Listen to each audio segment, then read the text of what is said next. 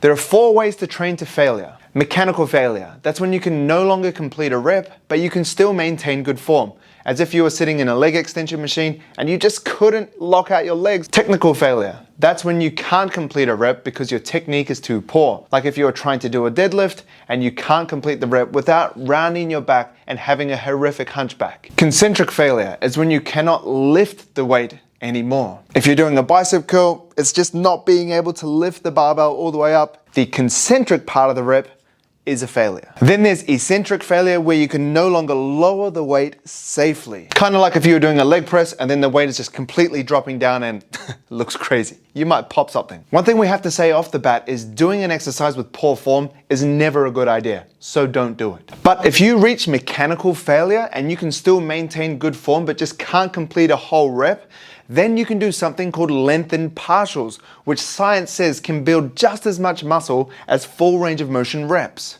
So yes, you can train past failure, but I would go past mechanical failure as opposed to going past technical failure, where you're probably going to get injured.